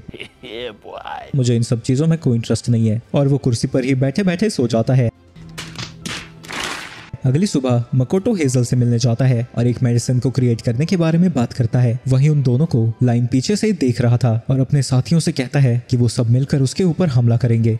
इसके बाद हम उसी डॉक्टर को देखते हैं जिसने पैट्रिक की वाइफ और उसकी बेटी के ऊपर कर्ज किया था, और वो उसके इलाज के लिए उस डॉक्टर को टॉर्चर कर रहे हैं, लेकिन वो सीधा मना ही कर देता है, जिसकी वजह से वो लोग उसे मार देते हैं। दूसरी तरफ हेजल और मकोटो पैट्रिक के घर में आए हैं और रैम्ब्रांड कंपनी का नाम सुन के हेजल बेचारा नर्वस हो जाता है। इसके बाद पैट्रिक का बटलर आकर उन्हें एक जगह पर लेकर जाता है जहाँ पर मेडिसिन बनाने का सारा सामान था। इसके बाद वो एक स्पेल को कास्ट करने लगता है और बार बार गॉडेस का नाम ले रहा था, जिसकी वजह से मकोटो को गुस्सा आ जाता है और वो अपने स्पेल को कास्ट करके उस मेडिसिन को पूरा कर देता है। ये क्या हुआ? अभी तो स्पेल पूरा नहीं हुआ था। क्या बात कर रहे हो? पूरा कर तो दिया था तुमने। इसके बाद हेजल बटलर से पूछता है कि क्या इस दवाई को बनाने का कोई और तरीका भी है। नॉर्मली ये मेडिसिन एम्ब्रोसिया फ्लावर से बनती है, पर उनका मिलना बहुत मुश्किल है, तो हम उनका सब्स्टिट्यूट रूबी आइस को यूज कर रहे हैं, क्योंकि वो मॉन्स्टर्स उसी फ्लावर के रस को पीती हैं। Ambrosia flowers? हाँ, अगर वो मुझे मिल जाए तो अपनी ट्रेडिंग कंपनी तो छप्पर फाड़ देगी। इसके बाद हेजल दवाई की एक डोज को बना देता है, जिसे लेके बटलर वहाँ से जाने लगता है। जिसके बाद हेजल 2 डोज और बनाता है, लेकिन तभी वहां पर चिल्लाता हुआ बटलर आ जाता है, जिसकी वजह से डर के मारे वो दोनों बॉटल्स उसके हाथ से गिर जाती हैं, जिनमें से एक को मकोटो आसानी से पकड़ लेता है, पर दूसरे को पकड़ने के लिए वो वाटर मैजिक का यूज करता है और उसे भी पकड़ लेता है। बस इसके चक्कर में उसका थोड़ा सा ब्रेन डैमेज हो जाता है। बटलर उन्हें पैट्रिक के पास लेकर जाता है, जो कि घायल हो रखा था। जब उसने ये दवाई अपनी बीवी को देने की कोशिश की, उसने उसके ऊपर हमला कर दिया और उसे रोकने के लिए 5-6 गार्ड्स की जरूरत पड़ी। हेजल कहता है कि ये कोई स्पैज़म नहीं हो सकता, जरूर उस कर्स को मॉडिफाई किया होगा जो कि उसे दवाई लेने से रोक रही है। ऐसा लेवल 8 और उसके अबव वाले कर्स में किया जा सकता है। पैट्रिक बताता है कि उसकी बीवी पहले पानी से डरने लगी, लेकिन धीरे धीरे उसका हुलिया पूरी तरह से बदल गया और धीरे धीरे एक मॉन्स्टर की तरह बिहेव करने लगी। मकोटो पैट्रिक से कहता है कि वो उसे अपनी वाइफ तक लेकर जाए। तुम उसे हैंडल नहीं कर पाओगे, तुम्हारा लेवल सिर्फ 1 है। पर हेजल उससे कहता है कि उसे कुछ भी नहीं होगा, क्योंकि उसी ने उन रूबी आइस को हराया था। इसके बाद मकोटो एम्ब्रोसिया की खुशबू का यूज करता है, जिससे पैट्रिक की वाइफ रूम से बाहर आ जाती है। जिसके बाद वो अपनी जूडो मूव्स का यूज करता है, जिसे उसकी पिछली जिंदगी में उसकी बहन ने सिखाया था, और पैट्रिक उसे पकड़कर वो मेडिसिन उसे पिला देता है। अपनी वाइफ को ठीक होता हुआ देखकर वो उसे गले लगाकर रोने लगता है। इसके बाद वो उस दवाई को अपनी बेटी को भी पिलाता है। जिसके बाद वो मकोटो और गॉर्जस का शुक्रिया अदा करता है। इसकी माँ की जय हो, साली गॉर्जस तो यहाँ थी भी नहीं, सब कुछ मैंने किया है। दवाई को इम्प्रूव करने का काम वो हेजल के ऊपर छोड़ देता है और बाहर जाने पर वो देखता है कि वहाँ मियो और टोमो उसका इंतजार कर रहे थे। वो बात कर ही रहे थे, तभी उनके ऊपर कोई फायर मैजिक का यूज करता है। उस अटैक को वो डॉज कर लेता है और हम हम देखते हैं कि यह अटैक लाइम और उसके साथी ने किया था। इससे अच्छा तो तुम मोमबत्ती जला देते। तुम्हें उसके अटैक को डॉज कर लेना चाहिए था। हम उसकी ताकत का पता लगाना चाहते थे। ये तब से आपका पीछा कर रहा है जब से आप उस होटल से निकले हैं। इसके बाद लाइम सिटी मार के वहाँ पर काफी सारे एडवेंचरर्स को बुलाता है और उन्हें भी अपने ग्रुप को ज्वाइन करने का ऑफर देता है, जिसके बदले वो 10 गोल्ड कॉइन्स देगा। चलो अगर ऐसा है तो मैं इस फाइट को ज्वाइन नहीं करती हूँ। ये देखकर टोमो उसके ऊपर गुस्से में हमला करने जाती है, लेकिन वो उसके अटैक को डॉज कर लेती है। इसके बाद वो सभी एडवेंचरर्स उन दोनों को घेर लेते हैं। वहीं टेलीपैथी के जरिए मकोटो मियो का शुक्रिया अदा करता है, क्योंकि अगर वो दोनों साथ में लड़ती तो फिर से उसी टाउन जैसा हाल हो जाता। मकोटो टोमो से कहता है कि वो किसी की भी जान ना ले। इसके बाद वो सभी एडवेंचरर्स मिलकर उन दोनों के ऊपर हमला करने लगते हैं, लेकिन मकोटो को लड़ता हुआ देखकर लाइम हैरान हो जाता है। ये तो लेवल 1 था ना। वहीं टोमो अपने लात घूसों से ही उन सभी एडवेंचरर्स को हराने लगती है और कुछ देर में ही वो सभी एडवेंचरर्स हार चुके थे। ये देखकर लाइम मियो से कहता है कि वो उनकी मदद करे। मैंने कहा था ना मैं फाइट में इन्वॉल्व नहीं होंगी। मैं तुम्हारी मदद क्यों करूंगी फिर? मैं तुम्हें पैसे दे रहा हूँ, भूल रही हो क्या तुम? मुझे तुमसे पैसे मिले या तुम्हारी लाश से क्या ही फर्क पड़ता है। लाइम का साथी डर के वहाँ से भागने की कोशिश करता है, लेकिन तभी मकोटो उस पर अटैक करके उसे पकड़ लेता है। इसके बाद लाइम भी लड़ने के लिए तैयार हो जाता है और वो कहता है कि सीज में वो नंबर 1 एडवेंचरर है, लेकिन टोमो को उसे हराने में कुछ सेकंड्स ही लगते हैं और अब उससे सामने अपनी मौत दिखाई देने लगती है। क्या मैं मरने वाला हूँ? अगर मैं मर गया तो वो लोग। तभी टोमो उसकी मेमोरीज को देखती है जिसमें उसे कुछ बच्चे दिख रहे थे। इसके बाद लाइम उससे माफी मांगने लगता है। मुझे माफ कर दो, हमने उन लड़कियों को सुला दिया। ये सुन के मकोटो कंफ्यूज हो जाता है, क्योंकि उस कर्स से तो लोगों की जान जाती है और वो इसके बारे में और भी चीजें पूछता है। इसके बाद हम पास्ट का सीन देखते हैं। एक बार के अंदर लाइम उसी डॉक्टर से बात कर रहा था।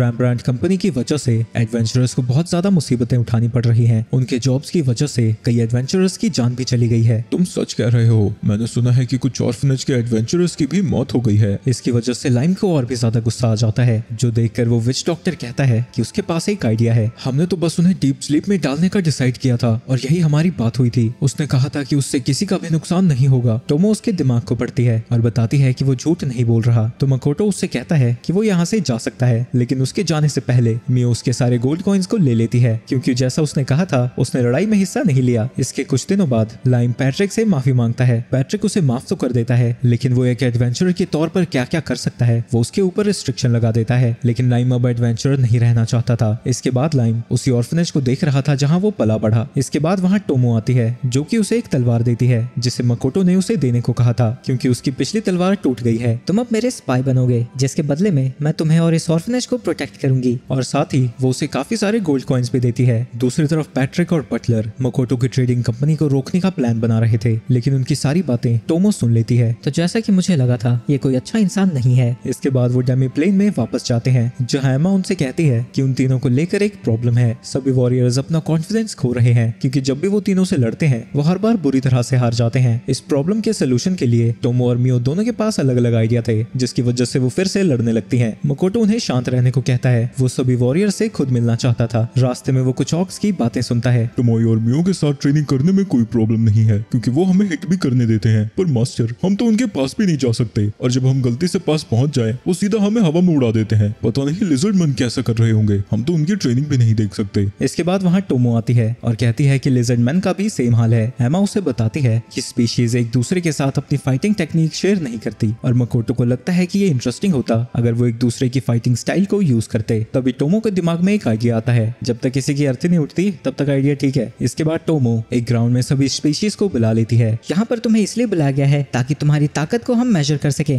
दोनों ही साइड अपने सबसे ताकतवर वॉरियर को लड़ने के लिए आगे भेजते हैं और मैच शुरू हो जाता है। उन दोनों की फाइट के दौरान वो प्लेटफॉर्म ही टूटने लगता है, जो देखकर मकोटो इंप्रेस हो जाता है, लेकिन वो अपने चेहरे पर एक्सप्रेशन को नॉर्मल रखता है, क्योंकि ऐसा उसे टोमो ने करने को कहा था, और कुछ लिजर्ड मैन को पटक कर मैच को जीत जाता है। लेकिन टोमो कहती है कि वो दोनों ही बहुत कमजोर हैं। ओए छोटे ऑर्क, तुम इतने कमजोर क्यों हो? आपकी नजरों में ये दोनों कमजोर होंगे, पर हमारे लिए ये मैच बड़ा ही कमाल का था। ये तुम्हें कमाल का लगा था? तुम तो छुछुंदर हो जितने ताकतवर हो। हमें तुमसे इतने कमजोर होने की तो उम्मीद नहीं थी। मकोटो उससे कहता है कि वो थोड़ा शांति बनाए रखे, लेकिन वो उसे इग्नोर करके उनके ऊपर और भड़कने लगती है। अगर तुम इतने ही कमजोर रहोगे तो तुम्हें तो गली का कुत्ता भी हरा जाएगा, क्योंकि हम तीनों से लड़कर तुम्हारी ताकत का अंदाजा नहीं लगाया जा सकता। तो हर हफ्ते तुम यहाँ पर इकट्ठा होगे और एक दूसरे से फाइट करोगे। तुम्हारी ताकत को मेजर किया जाएगा और उसी हिसाब से तुम्हें रैंकिंग दी जाएगी, और ये चीज डॉव्स और एल्की पर भी अप्लाई होती है। लेकिन ये सुनकर सभी लोग परेशान होने लगते हैं, क्योंकि इससे उनकी फाइटिंग टेक्निक्स दूसरों को पता लग जाएगी। तुम्हारी फाइटिंग टेक्निक्स, तुम जितने कमजोर हो तुम्हें इसकी फिक्र करने की जरूरत नहीं है। तुम इन बैटल्स में अपनी ताकत को प्रूव करोगे, और जो टॉप पर होगा उसे ग्रेट वॉरियर्स के नाम से जाना जाएगा। लेकिन जिसकी भी इम्प्रूवमेंट नहीं होती है उसे कोई और काम ढूंढ लेना चाहिए। इतने लंबे चौड़े भाषण के बाद हमारे महाराज कुछ कहेंगे।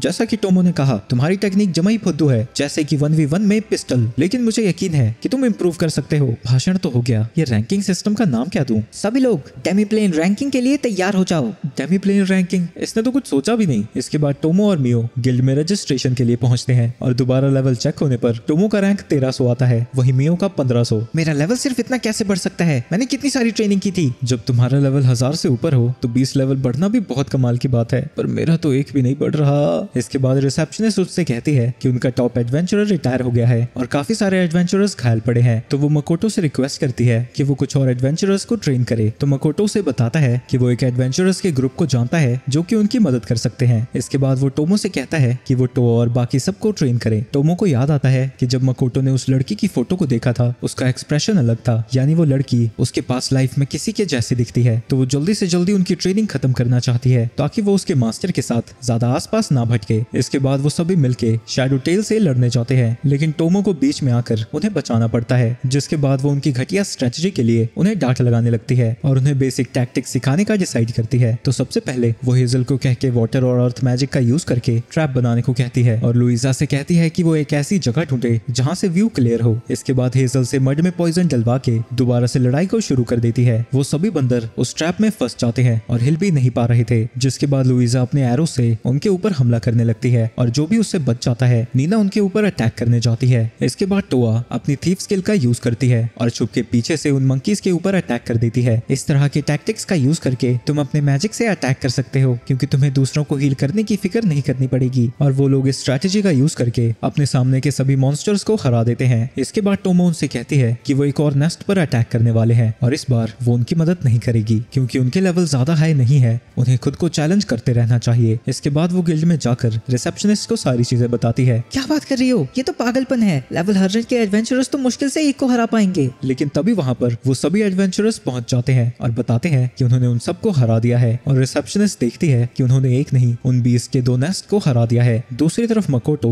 मियो को टेनेरैक्ट फॉरेस्ट में भेजता है ताकि वो एम्ब्रोसिया फ्लावर्स को ढूंढ सके, क्योंकि वो एक शॉप को एस्टैब्लिश करना चाहता है। ट्रेडिंग शुरू करने के बाद उन्हें ऑपरेट करने के लिए एक जगह की जरूरत पड़ेगी। इसके बाद वो बात करने के लिए पैट्रिक के पास जाता है और अपनी ट्रेडिंग कंपनी को चलाने के लिए उससे पूछता है कि क्या यहाँ पर कोई किराए पर दुकान मिल जाएगी। इसके बाद हम फ्लैशबैक देखते हैं जहाँ वो बाकी सबको बता रहा था कि अगर वो किंगडम में अपनी शॉप को एस्टैब्लिश करता है तो उसे किंगडम के लिए जासूसी करनी होगी, जो कि उसे रिसेप्शनिस्ट ने बताया था। तो वो अपने बिजनेस के लिए किसी स्टोर की जगह ले सकते हैं। पैट्रिक उसे बताता है कि एक न्यूट्रल सिटी है जिसका किसी भी किंगडम के साथ कोई भी लेना देना नहीं है, तो वो बिना टेंशन के वहाँ अपनी शॉप खोल सकता है। मेरे कुछ लोग हैं, मैं उनसे बात करके तुम्हें बता दूंगा। दूसरी तरफ मियो उस फॉरेस्ट में एम्ब्रोसिया फ्लावर्स को ढूंढने पहुंची है। इसके बाद हम कुछ ह्यूमंस को देखते हैं जिन्हें पेड़ के ऊपर से 2 एल्व्स देख रही थी। देखो इन ह्यूमंस को, ये सिर्फ चीजों को बर्बाद करना जानते हैं। वो सब के सब एडवेंचरर्स उन दोनों एल्व से हार जाते हैं। ये सभी अभी जिंदा हैं, लेकिन अगर इन्होंने क्रिम्सन लोटस को छुआ होता तो मैं इन्हें मार डालती। दूसरी तरफ मकोटो डॉर्व्स की और भी रिंग्स पहन लेता है ताकि उसके माना को कंट्रोल किया जा सके और अपनी ट्रेडिंग कंपनी खोलने के लिए डेमीप्लेन में पार्टी रखी गई है जहाँ टोमो की क्लोन उसके लिए जूस का गिलास लेकर आती है और वो उसके सर पर हाथ फेरता है। इससे टोमो बड़ी खुश होती है क्योंकि वो दोनों ही कनेक्टेड हैं। ये देखकर मियो जेलस फील करती है और टोमो के लिए एक डिश लेकर आती है जो कि उसे सीज में मिली थी। उसे लगता है कि ये परफेक्ट मौका है उसे अपने हाथों से खिलाने का, लेकिन मकोटो खुद ही खाने लगता है। इसके बाद टोमो मियो को वहाँ से लेके जाने लगती है क्योंकि वो चाहती है कि आज के दिन बाकी के लोग उसके साथ समय बिताएं। इसके बाद वहाँ कीना नाम की एल्की आती है जो उसे बताती है कि अब वो काफी समय तक अपने ह्यूमन फॉर्म को मेंटेन कर सकती है। जिसके बाद वो उसे रिपोर्ट देती है जिसमें टेनरैक फॉरेस्ट की डिटेल्स और उन फ्लावर्स की लोकेशन है। उस जंगल में कोई स्पीशीज भी रहती है। कोई बात नहीं, हम उन्हें संभाल लेंगे। इसके बाद वो उसका शुक्रिया अदा करती है क्योंकि वो और उसके साथी इस डेमीप्लेन में रहकर बहुत ज्यादा खुश हैं। इसके बाद वहाँ एक लिजर्ड मैन भी आता है। आपका बहुत बहुत शुक्रिया यंग मास्टर, आपकी वजह से मैंने ट्रेनिंग में बहुत सारी नई टेक्निक सीखी है। मुझे टोमो हाथ की लड़ाई भी सिखा रही है। अरे नहीं, ऐसे तो ये सब के सब उस राक्षसनी जैसे बन जाएंगे। बैरन मकोटो से पूछता है कि डेमीप्लेन के बाहर किस तरह के हथियार पॉपुलर हैं। तो मकोटो उससे कहता है कि वो सीज में उसकी दुकान पर काम कर सकता है जहाँ लोग उससे वेपन भी बनवाने आएंगे। तभी वहाँ पर एक कॉर्क आता है। मेरी आपने एक बार चोट टेक की थी एडवेंचरर्स को इल्यूजरी सिटी तक गाइड करने की, इस बार मेरी बारी है। ये वही फिक्शनल सिटी है जो कि मकोटो ने अपने प्रोडक्ट्स को डिस्ट्रीब्यूट करने के लिए बनाई है और ये सिर्फ डेमीप्लेन में ही एग्जिस्ट करती है। दूसरी तरफ मियो और टोमो जंगल में बैठे हुए थे, लेकिन तभी उन्हें फील होता है कि मकोटो की प्रेजेंस गायब हो गई है, जिसकी वजह से वो परेशान हो जाते हैं। लेकिन थोड़ी देर बाद वो वापस से आती है तो वो दोनों भागी भागी मकोटो मकोटो के पास जाती है, जहाँ वो देखती है कि वो आर्चरी की प्रैक्टिस कर रहा था। मियो उसे रोते हुए गले लगा लेती है और मकोटो कंफ्यूज हो रखा था, यहाँ हो क्या रहा है? टोमोई, क्या हमारे ऊपर हमला हुआ है? तुम कितनी बार मर चुके हो? हाँ, पर मैं तो जिंदा हूँ। इसके बाद वो उससे पूछती है कि वो प्रैक्टिस कैसे कर रहा था। वेल, नॉर्मली मैं खड़े होकर शूट कर रहा था, लेकिन जब मुझे फोकस करना होता है मैं अपने घुटनों पर आ जाता हूँ। मुझे फालतू की डिटेल्स नहीं चाहिए। पर तुमने ही तो पूछा था। मियो उसे बताती है कि जो वो कर रहा था वो बिल्कुल आत्महत्या जैसा है। तो जब वो प्रैक्टिस कर रहा था उन्हें ऐसा लग रहा था कि जैसे वो मर गया है। पर मैं तो जिंदा हूँ ना, तुम फिक्र क्यों कर रही हो इतनी? फिक्र तो करनी पड़ेगी, तुम्हारा माना बहुत ज्यादा बढ़ रहा है। किसी की भी माना कैपेसिटी फिक्स्ड होती है और उसे बढ़ाया नहीं जा सकता, पर क्योंकि तुम बार बार मर के जिंदा हो रहे हो, तुम्हारी माना कैपेसिटी बहुत ज्यादा बढ़ गई है और अब लगभग वो गॉडेस के बराबर हो गई है। इसकी वजह से डेमी प्लेन का साइज भी बढ़ गया है और अगर गॉडेस को इसके बारे में पता लगा तो वो तुम्हारी मुलाकात फिर से ट्रक उनसे करवा देगी। तो उन्हें उसके माना को सप्रेस करने के लिए डॉव से कुछ बनवाना पड़ेगा। तब तक मैं अपने काय का यूज करके आउटसाइड वर्ल्ड में माना को कंसील कर लूंगा। वही मियो की हालत और भी ज्यादा बुरी होती जा रही है, तो वो उसे वहां से ले जाने लगता है। अगले दिन वो अपने स्टोर के लिए सप्लाईज खरीदने जाता है, लेकिन उसका दिमाग खराब हो रखा है क्योंकि वो अब आर्चरी की प्रैक्टिस नहीं कर सकता और ऊपर से मियो ने उसका दिमाग खराब कर रखा है। रात को मियो उसके पास आई थी ताकि वो उसे अटेंड कर सके, लेकिन मकोटो कहता है कि उसे कुछ भी नहीं चाहिए और वो सोने जा रहा है, तो वो यहाँ से जा सकती है। उसके जाने के बाद उसे टोमो और मियो की बातें सुनाई देती हैं। एक सेकंड, क्या उसके अटेंड से मतलब था गुलू गुलू? तभी उसकी तरफ एक बैग आता है और हम देखते हैं कि वो बैग एक डेमी ह्यूमन का था। जब वो उस डेमी ह्यूमन का चेहरा देखता है, मैं एक इंसान कम डेमी ह्यूमन जैसा ज्यादा दिखता हूँ। तभी मकोटो के पास एक जनसेवा करने वाली लड़की आ जाती है, लेकिन इससे पहले कि वो जीवन का आनंद ले पाता, मियो और टोमो उसे घसीट के वहाँ से ले जाने लगती है, उसे रूम में जाकर पटक देती है। तुम्हें शर्म नहीं आती हमारे होते हुए ऐसी लड़कियों के पास जाते हुए? क्या मतलब तुम्हारे होते हुए? और मैं वो कुछ नहीं करने गया था, मैं जा रहा था रास्ते से, वो खुद आ गई। वो दोनों उससे पूछती है कि क्या वो उसके लिए काफी नहीं है। अब मैं इनसे क्या कहूँ, मैं इन्हें फैमिली की तरह प्यार करता हूँ, पर बोलना बड़ा अजीब लगेगा। तो वो कहता है कि उसने ये सब जानने की कोई जरूरत नहीं है, लेकिन तभी वो दोनों मिलके मकोटो के कपड़े फाड़ने लगती हैं और साथ ही अपने कपड़े भी उतार देती हैं, जिसके बाद वो उसके साथ जबरदस्ती संभोग करने की प्रक्रिया का आरंभ करने लगती हैं। लेकिन मकोटो डर जाता है और वो अपने आइस मैजिक का यूज करके उन दोनों को रोक देता है और डेमी प्लेन में चला जाता है। दूसरी तरफ एमा मकोटो को देखती है जो कि पेड़ पे से उल्टा लटका हुआ है। गुलाबी धुएं और स्पाइडर वेब को देखकर वो समझ जाती है कि वो किस चीज से भाग कर आया है, जिसके बाद वो उसे बताती है कि रुगुई ने उसके लिए मैजिक प्रोटेक्शन गियर बना दिए हैं। अगली सुबह जाकर वो उस नए गियर को ट्राई करता है जो कि उसे बहुत पसंद आता है, लेकिन तभी वहाँ पर मियो आ जाती है और कल रात के लिए उससे माफी मांगती है। चलो कोई बात नहीं, बस ऐसी हरकत दोबारा मत करना। कुछ स्पीसीज एम्ब्रोसिया फ्लावर्स को प्रोटेक्ट कर रही है, तो मैं उनसे बात करना चाहता हूँ। लेकिन मियो कहती है कि वो ये काम उस पर छोड़ दे। नहीं, हम दोनों साथ में चलते हैं। इसके बाद वो दोनों जंगल में पहुंच जाते हैं, जहां मियो से बताती है कि कुछ लोग उनके ऊपर नजर रख रहे हैं। ये वैसे कुछ कर तो नहीं पाएंगे, पर फिर भी इन्हें यहीं पर रोक दो। तो मियो उन्हें अपने वेब से वहीं पर फंसा देती है। इसके बाद वो उस जगह पर जाते हैं जहां एम्ब्रोसिया फ्लावर्स उगते हैं। यहाँ पर मकोटो को याद आता है कि वो अपनी बहन के साथ हाथ पकड़कर घूमा करता था, तो वो मियो से कहता है कि वो उसका हाथ पकड़े क्योंकि वहाँ की जमीन स्लिपरी है। इसकी वजह से मियो बहुत ज्यादा खुश होती है, लेकिन तभी वहाँ पर एक्वा और इरिस आकर उन्हें रोक देते हैं। इसकी वजह से मियो को गुस्सा आ जाता है। सिर्फ 31 सेकंड हुए थे, सिर्फ 31। मेरे इतने अच्छे मोमेंट को इंटरप्ट करने की तुम्हारी हिम्मत कैसे हुई? तभी वो इंसान भी वहाँ पर आ जाते हैं जिन्हें मियो ने जाल में फंसाया था। हमें फ्लावर्स मिल गए हैं, चलो इन्हें उठाते हैं। ये सुनकर वो एल्व्स कहती है, हमें पता था तुम दोनों के दोनों चोरी हो। नहीं, ऐसा कुछ भी नहीं है, तुम शांत हो जाओ। और मियो, तुम सबसे ज्यादा शांत हो। एरिस अपने आइस मैजिक से उनके ऊपर हमला करती है और वो लड़की मकोटो से पूछती है कि वो उनसे लड़ क्यों नहीं रहा। उसे देखकर मकोटो पहचान जाता है कि कल रात को वही लड़की उसके सामने आई थी। मकोटो उसके अटैक्स को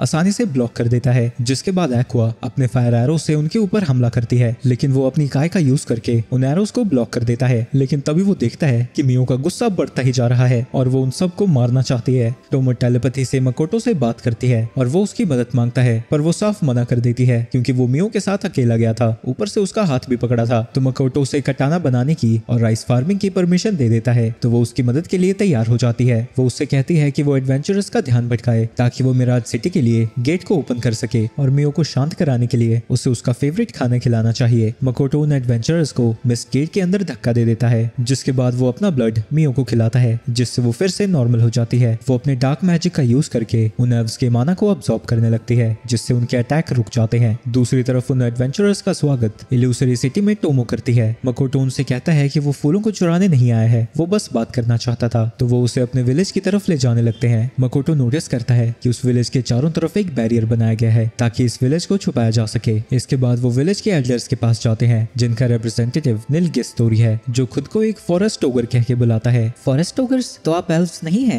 तभी वहाँ नील गिस्टोरी का बेटा आता है जिसका नाम अडोनो है, जो कहता है कि वो भी एल्व्स ही है, वो बस खुद को अलग नाम से बुलाते हैं। एल्व्स फॉरेस्ट पर डिपेंड करते हैं लेकिन फॉरेस्ट ओगर्स फॉरेस्ट को बनाते हैं। अडोनो उनसे कहता है कि वो आखिर कब तक छुपने वाले हैं क्योंकि ड्रैगन का बैरियर भी अब कमजोर होने लगा है। तुम वही मर्चेंट हो ना जिसने एक्वा और इरिस को हरा दिया? मकोटो कहता है कि वो बस एक मर्चेंट है जो कि इन फूलों को मेडिसिन बनाने के लिए चाहता है, लेकिन अडोनो को शक है कि वो आखिर कितना ज्यादा ताकतवर है। तो एल्डर्स उससे सवाल जवाब जारी रखते हैं। इसके बाद एक्वा और इरिस उस पर अटैक करने के लिए माफी मांगती हैं और उसे अपने मास्टर से मिलवाना चाहती थी, लेकिन तभी दीवार तोड़कर उनका मास्टर वहीं पर आ जाता है। तो तुम ही हो विलेज के गेस्ट, मेरा नाम मोंडो है। लेकिन जब मकोटो उससे हाथ मिलाता है मियो को गुस्सा आ जाता है और वो उसे उठाकर दूर फेंक देती है। मैंने आपका हाथ सिर्फ 31 सेकंड तक पकड़ा था और उसने 32। उसे तो मर जाना चाहिए। तुम इतनी देर से सेकंड गिन रही थी? मकोटो मियो से कहता है कि वो मोंडो और अडोनो पर नजर रखे। ये सुन के वो एक्साइटेड हो जाती है क्योंकि उसने उसकी मेमोरीज में कई सारे स्पाई वाले एनिमे देखे थे। इन्फॉर्मेशन इकट्ठा करने के बाद वो मकोटो को रिपोर्ट देती है मोंडो को किसी चीज ने पोजेस किया हुआ है। वहीं अडोनो डीमन से कांटेक्ट में है। वो उससे कहता है कि वो डेमी प्लेन में जाकर टोमो को यहाँ भेजे क्योंकि वो उससे कुछ कंफर्म करवाना चाहता है। एल्व्स के विलेज में उसके स्वागत के लिए पार्टी रखी जाती है, लेकिन वो देखता है कि मोंडो और अडोनो आपस में बहस कर रहे हैं। तभी मोंडो के शरीर के अंदर से एक स्केलेटन बाहर आ जाता है और बाहर आते ही अडोनो को मार देता है। मकोटो उसके पास जाकर उससे पूछता है कि उसने इन दोनों को क्यों मारा। ये वाला ये सिर्फ मूव नहीं कर सकता क्योंकि मैंने इसकी लाइफ एनर्जी अब्सॉर्ब कर ली है, और ये दूसरा इसे मैंने इसलिए मारा क्योंकि ये कुछ क्रीचर्स के साथ मिला हुआ था। तुम्हारे नॉलेज के ऑब्सेशन की वजह से तुम एक लेच बन गए हो। स्केलेटन अपने मैजिक से मकोटो के ऊपर अटैक कर देता है, लेकिन मकोटो स्टेटस इफेक्ट से रेजिस्टेंट था तो वो उसके ऊपर कोई भी काम नहीं करता। इसके बाद वो मियो के डार्क मैजिक का यूज करता है और उस लिच के सारे माना को अब्सॉर्ब करने लगता है और थोड़ी देर के अंदर ही वो लिच अपने घुटनों पर आ जाता है। वो गेट खोलकर उसे डेमी प्लेन में भेज देता है और टोमो से कहता है कि वो उससे बात करे। तुम मर्चेंट नहीं हो सकते, हमने तो तुम्हें मारने का प्लान बनाया था। ये मुझे मारना चाहते थे या हलाल करने के लिए पार्टी रखी थी इन्होंने? तभी टोमो को नील की स्टोरी के बारे में कुछ याद आता है। तुम्हें याद है तुम मेरे सामने रो रहे थे इस बैरियर को बनाने के लिए। अच्छा, तो टोमो ही वो ड्रैगन है जिसने ये बैरियर बनाया था। नील की स्टोरी टोमो को नहीं पहचान रहा था तो वो उसे हल्की सी अपनी असली फॉर्म दिखाता है। वो समझ जाता है कि वो असल में है कौन और सभी से कहता है कि वो उसके सामने अपने घुटने टेके। अरे नहीं नहीं, तुम्हें मेरे सामने झुकने की जरूरत नहीं है, झुकना ही है तो मेरे मास्टर के सामने झुको। इसके बाद वो लिच को इंटेरोगेट करने के लिए वापस पहुंचते हैं। मैं फॉरेस्ट ओगर्स को ऑब्जर्व करना चाहता था और साथ ही उनकी एबिलिटीज को। और तुम एक अनडेड क्यों बने? मैं ग्रांट बनना चाहता हूँ। ग्रांट्स एक ऐसी स्पीशीज है जो कि ह्यूमन से हर तरह से सुपीरियर होते हैं। मैं भी तुमसे एक सवाल पूछना चाहता हूँ, तुमने मुझे कैसे हराया? अरे उसमें कुछ स्पेशल नहीं था, सिंपल डार्क मैजिक, डार्क माना यूज करके मैंने तुम्हारे स्पेल को अब्सॉर्ब कर लिया। उसमें तो बहुत ज्यादा माना लगता है। क्या तुम ये कहना चाहते हो कि तुम स्पिरिट की इनकारनेशन हो? उसकी बदतमीजी की वजह से उन दोनों को ही गुस्सा आ जाता है। तुम्हारी हिम्मत कैसे हुई मास्टर से इस तरह से बात करने की? मकोटो उन दोनों को शांत कराता है और लिच से पूछता है कि क्या उसके पास कोई स्पेल बुक है, तो वो उसे खरीदना चाहता है। लिच को लगता है कि वो कोई मजाक कर रहा है, लेकिन मकोटो उसे बताता है कि उसने जो भी मैजिक सीखा है वो बस एक पेज से सीखा है और वो भी एक ऑर्क ने लिखा था। टोमो कहती है कि उन्हें लिच को यहीं पर रखना चाहिए ताकि वो मैजिक में उनकी मदद कर सके। वो ग्रांट इसलिए बनना चाहता है क्योंकि ग्रांट बन के वो ऐसी दुनिया में ट्रैवल कर सकता है जो कि गॉडेस की नहीं है। तो क्या इसका मतलब मैं अपनी दुनिया में वापस जा सकता हूँ? ऐसा करना बहुत मुश्किल है। ग्रांट्स वो नहीं होते जिनमें दूसरी दुनिया में ट्रैवल करने की ताकत होती है, बल्कि वो लोग होते हैं जो कि सक्सेसफुली दूसरी दुनिया में जा चुके होते हैं। यानी मेरे पेरेंट्स ग्रांट हैं। वो आगे कहती है कि अगर गॉडेस ने खुद भी रास्ते को खोला तब भी सर्वाइवल रेट सिर्फ 10% है।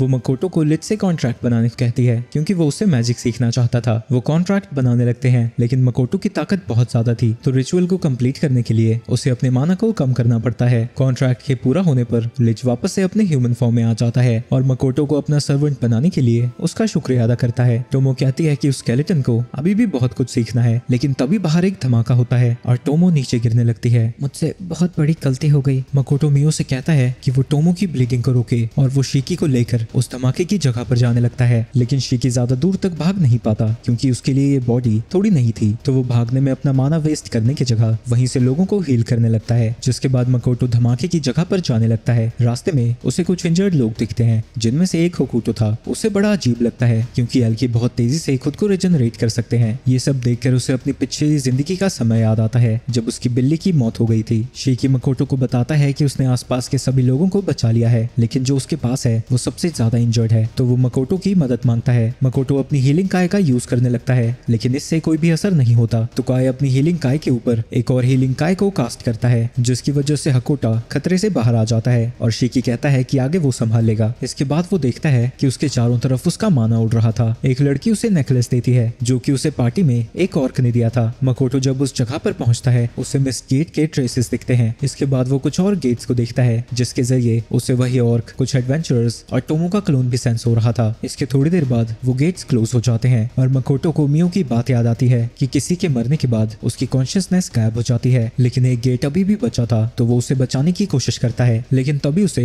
उनकी मेमोरीज दिखाई देने लगती है। जो लड़की उसे रेड लाइट डिस्ट्रिक्ट में मिली थी वो शुरू से ही उसके पीछे पड़ी थी। उसने अपने कुछ साथियों के साथ मिलकर मिराज सिटी से काफी आइटम्स को चुराया था, लेकिन जब वो वहां से जा रहे थे एक छोटी ऑर्क उन्हें देख लेती है। तभी वही ऑर्क आकर उन्हें रोकने की कोशिश करता है, तो वो लड़की उनके ऊपर एक रिंग फेंक देती है जिसके अंदर मकोटो का माना अब्सॉर्ब हुआ था, जिसकी वजह से ये धमाका हुआ था। टोमो की क्लोन वहां आकर वाटरवॉल से उस धमाके को रोकने की कोशिश करती है, लेकिन वो एक्सप्लोजन इतना ज्यादा ताकतवर था वो बैरियर से बाहर निकल जाता है और वहां मौजूद सभी लोग मारे जाते हैं। दूसरी तरफ मिराज सिटी में वो लड़की अभी भी जिंदा थी और अभी भी उसे चुराई हुई चीजों की ही फिक्र है। तभी वो चारों तरफ से धुंध से घिर जाती है और वहां पर गुस्से में मकोटो आता है। उसने मास्क नहीं पहना हुआ था तो वो उसके चेहरे की बेइज्जती करने लगती है, लेकिन मकोटो पर उसकी बात का कोई असर नहीं होता। काश मैंने तुम्हें पहले मार दिया होता। वो कहती है कि वो लेवल 96 हंटर है, लेकिन वो उसकी बातों को इग्नोर करता है और ऑक्स का ट्रेडिशनल वेपन बाहर निकालता है। वो मकोटो के ऊपर हमला करने जाती है, लेकिन वो उसके बैरियर को पार नहीं कर पाती। मकोटो उसके दोनों ही हाथों को काटकर उसे जमीन पर गिरा देता है, जिसके बाद वो उसके गले में चाकू घुसाकर उसे मार देता है। इसके बाद उसकी आंखों से आंसू गिरने लगते हैं। क्या ये इसलिए हो रहा है क्योंकि मैंने पहली बार किसी को जानबूझ के मारा है, या फिर उस धमाके में मारे गए लोगों की वजह से? नहीं, मैं जिस दुनिया में रहता था मौत से बहुत दुख होता था। अगले दिन जो सभी मरे थे उनके लिए ट्रेडिशनल ऑर्क फ्यूनरल रखा जाता है। मकोटो बहुत दुखी था, लेकिन वो दिखाता है कि वो बिल्कुल ठीक है। इसके बाद वो टोमो को बताता है कि वो उस एडवेंचरर की मेमोरीज को देख पा रहा था। वहीं टोमो खुश थी क्योंकि उसने गैमी प्लेन के किंग की तरह उस एडवेंचरर को मार दिया। क्या मैं स्पाइडर ड्रैगन जैसा कुछ मिक्स तो नहीं बन रहा तुम्हारे कॉन्ट्रैक्ट की वजह से? सुन के टोमो हंसने लगती है। शिकी कहता है कि सर्वेंट का कोई भी हिस्सा मास्टर के अंदर नहीं जा सकता, और टोमो को लगता है कि वो उनके कनेक्शन की वजह से उसकी पावर का यूज कर पाया था, पर इसकी वजह से मियो को गुस्सा आ जाता है। पर टोमो कहती है कि वो उनके बीच के ट्रस्ट की बात कर रही है। शिकी उसे बताता है कि वो अपने सर्वेंट में से किसी की भी पावर का यूज कर सकता है, लेकिन इसमें थोड़ा टाइम लगेगा। टोमो बताती है कि जब मास्टर और सर्वेंट एक दूसरे पर ट्रस्ट करते हैं, मास्टर मुसीबत के वक्त सर्वेंट की पावर को मैनिफेस्ट कर सकता है। मकोटो को जलन होने लगती है क्योंकि उसने उसकी जगह टोमो की पावर को यूज किया था, और वो आपस में बहस करने लगती है कि मकोटो के दोनों में से कौन ज्यादा करीब है। आगे मकोटो एमा से कहता है कि वो सिटी के चारों तरफ एक दीवार खड़ी करे ताकि कमजोर और बच्चे सेफ रह सकें। वो लिजर्ड मैन को एरिया को पेट्रोल करने के लिए कहता है, और एलके से कहता है कि वो बारी बारी एडवेंचरर बनकर इल्यूसरी सिटी में रहे ताकि वो सारी चीजों पर नजर रख सकें। इसके बाद उसके पास डॉर्फ्स आते हैं जो कि उसे वेयरहाउस की मैनेजमेंट के बारे में रिपोर्ट दे रहे थे। उस और के पेरेंट्स से मिलने के बाद वो उसके दोस्त से मिलने जाता है और उससे माफी मांगता है, पर वो उससे कहता है कि उसी ने उनके विलेज को बचाया था, तो वो खुशी खुशी उसके लिए अपनी जान दांव पर लगा सकते हैं। इसके बाद वो पैट्रिक से मिलने जाता है जो कि उसे रॉक्सगार्ड एकेडमी के न्यूट्रल टाउन के बारे में बताता है। वो उसे मैप दिखाता है जो कि बिल्कुल जापान जैसा दिख रहा था, लेकिन जाने से पहले मकोटो कहता है कि उसने झूठ बोला था और वो उन्हें अपना चेहरा दिखाता है, लेकिन पैट्रिक कहता है कि वो अब भी उस पर भरोसा करता है क्योंकि जब उसकी फैमिली इतनी भयानक दिखती थी तब भी वो उनसे प्यार करता था। क्या ये मुझे उन भयानक क्रीचर से कंपेयर कर रहा है? पहले मकोटो दुनिया के बारे में जानने में उतना इंटरेस्टेड नहीं था, पर उस इंसिडेंट की वजह से वो दुनिया और अपने पेरेंट्स के बारे में और चीजें पता लगाना चाहता है, लेकिन वो अपने साथ टोमो या मियो को नहीं लेके जा रहा है क्योंकि शिकी किसी टाउन को डिस्ट्रॉय भी नहीं करेगी, और क्योंकि वो पहले ह्यूमन रिसर्चर था तो वो उसके ज्यादा काम आएगा। वो उन्हें छोड़ने के लिए माफी मांगता है और जाने से पहले टोमो को स्वॉर्ड्समैनशिप के सीरियल्स वाली मेमोरी देता है और मियो को एनिमे वाली। टोमो कहती है कि वो इस दौरान फॉरेस्ट ओगर्स को डेमी प्लेन में लाने की कोशिश करेगी, वहीं मियो इल्यूजरी सिटी को मेंटेन करेगी और वहां की शॉप को। मकोटो और शिकी वहां से जाने के लिए तैयार थे, लेकिन तभी मकोटो अचानक से ही कहीं और टेलीपोर्ट हो जाता है और उसके ऊपर दो एडवेंचरर्स हमला कर देते हैं, जिनमें से एक का नाम सोफिया है और दूसरी लांसर। वो उनके अटैक्स को डॉज करता है, पर इस दौरान उसकी उंगलियां कट जाती हैं। दूसरी तरफ पैट्रिक का बटलर उसे बताता है कि ब्रिटानिया और लीनिया की मेन फोर्सेस जल्द ही डीमन से लड़ने के लिए पहुंच जाएंगी। वहीं मकोटो याद करता है कि टेलीपोर्ट होने से पहले उसे गॉडेस की आवाज सुनाई दी थी। वहीं उन दोनों को लग रहा था कि वो एक डेमी ह्यूमन है, तो भला गॉडेस उसे हीरो बनने के लिए क्यों चुनेगी। वो फिर से उसके ऊपर हमला करने लगती है, तो वो अपने बैरियर और स्ट्रेंथनिंग काय का यूज करके उसके अटैक्स को ब्लॉक करता है, लेकिन ये भी उसके अटैक्स को पूरी तरह से रोक नहीं पा रहे थे। उसकी इंजरीज भी जितना उसने सोचा था उससे ज्यादा खराब है, तो वो बो स्ट्रिंग का यूज करके ब्लीडिंग को रोक देता है। मकोटो उससे पूछता है कि वो उस पर हमला क्यों कर रहे हैं, तो सोफिया उसे बताती है कि उन्होंने डीमंस की साइड को ज्वाइन किया है और अब सब ह्यूमंस उनके दुश्मन हैं। ये सुन के मकोटो अपने काय के साइज को बढ़ाता है, जिससे उसे पता लगता है कि डीमंस और ह्यूमंस के बीच में वॉर छिड़ गई है। लांसर सोफिया से कहता है कि वो जल्दी से मकोटो को खत्म कर दे, क्योंकि वो डीमंस को आगे बढ़ने से रोक रहा है। मकोटो डेमी प्लेन में वापस जाने की सोचता है, लेकिन उसे पता है कि ये लोग उसका वहाँ भी पीछा करेंगे, तो वो उनसे वहीं पर लड़ने की तैयारी करता है। वो बड़ी ही तेजी से फायरबॉल से उन दोनों के ऊपर अटैक करने लगता है, और जब वो उसके अटैक्स को ब्लॉक करने में बिजी थे, वो अपने कंसीलिंग काय का यूज करके वहाँ से भागने की कोशिश करता है, लेकिन तभी उसके चारों तरफ क्रिस्टल्स की दीवारें खड़ी हो जाती हैं। मकोटो अपने पैरों पे बैरियर का यूज करता है, जिससे वो उन क्रिस्टल्स को तोड़ पा रहा था, लेकिन सोफिया और लांसर उस तक पहुंच जाते हैं। सोफिया को लगता है कि वो लड़ने में बिल्कुल अच्छा नहीं है और बस अजीबोगरीब सी एबिलिटीज हैं, और लांसर को लगता है कि उसे गॉडेस की प्रोटेक्शन मिल रही है, तो सोफिया एक अंगूठी को पहनती है जिससे उसकी प्रोटेक्शन हट जाएगी। लेकिन मकोटो उन्हें बताता है कि उसे गॉडेस से एक राई का दाना भी नहीं मिल रहा था। मकोटो को पता लगता है कि सोफिया फेमस ड्रैगन हंटर है और लांसर असल में एक ड्रैगन है। मकोटो उन्हें बताता है कि वो एक मर्चेंट है और लड़ना नहीं चाहता, पर उन्हें उसकी बातों पर यकीन नहीं होता